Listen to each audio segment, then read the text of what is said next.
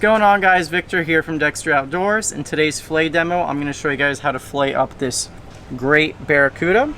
So this is a smaller barracuda. They actually get pretty large, and this is the common size to eat because as they get bigger, and I'm talking much bigger, like over 50 pounds, they could potentially make you sick with something known as Ciguatera poisoning. More prevalent in the Caribbean and the Bahamas, not so much in the States. When you start your barracuda fillet, just like with any other fish, find where that head meat ends, which is right about here for this barracuda. So I'm gonna make an incision right here behind the pectoral fin, going towards the head, down to the spine. Once we do that, you take your knife and you just go on the very outside edge of this fish, follow it along to the tail. And try to knock those scales off as you go. And then you take your knife, you rest it on the fish's spine, so on the bone, and then just work your way up, exposing the flesh just like this. So knife right here on the spine. I hear a lot of people use the word spine and backbone interchangeably. When I say the spine, I refer to the fish's entire spine this way. The backbone is the bone that runs along the center of the fish, right in the middle. You want to get your knife, or you want to expose your flesh until you get to the backbone. Once you get to the backbone, take your knife right here, break through the pin bones. The pin bones are right here. They attach the fillet, this part, to the rib cage. Once you have that done, go over those ribs. Now we take our knife, angle it slightly down, and go on the other side of the backbone, freeing up that meat. Okay, once you have that exposed, what you can do is take your knife, go on that rib cage once again, not going through it. And now just finish out your fillet. Just making sure your knife is on the fish's spine.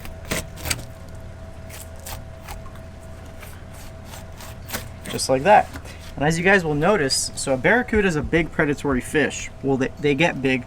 They have a very big, long rib cage because they're used to eating big prey. They're used to eating really big meals. Flip my fish over. I'm gonna do the same thing on this side, right here, around the pec fin, into the head meat, go all the way down. As you guys notice, this is a fillet video. I do understand that a lot of people steak this fish as well as eat it whole, but this is a fillet demo. Now, once I made that pass from the head to the tail once again, get your knife on the spine right here and just work your way up.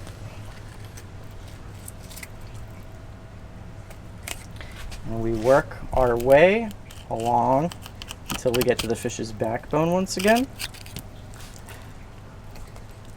Break through the pin bones right here, over the rib cage, other side of the backbone,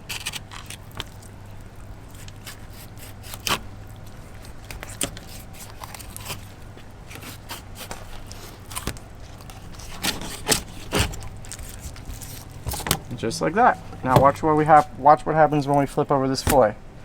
You got nothing left on your barracuda carcass. Whenever we skin any fish, we always line our fillet up to the edge of the fillet table. And the reason we do this is this way your knife can stay flush. If you're over here, you're not naturally going to be able to get your blade flush versus here. So we put it against the edge of the fillet table. And now what I do is I put my blade at a slight angle and I push away from me, separating the fillet from the skin. Watch what happens when you flip it over. There's nothing but skin left now. Okay. Now we're just gonna finish cleaning up our fillet a little bit. Like you guys see, there's a tiny bit of rib cage bone right there. We're gonna shave away. Now the pin bones that I told you guys about earlier will always run from the head half towards the tail half, and you gotta feel with your finger where they stop. Every fish is different. Some fish pin bones will go all the way down here. This barracuda stops about here. So you take your knife on one side of the pin bones, on the other, and you cut it out.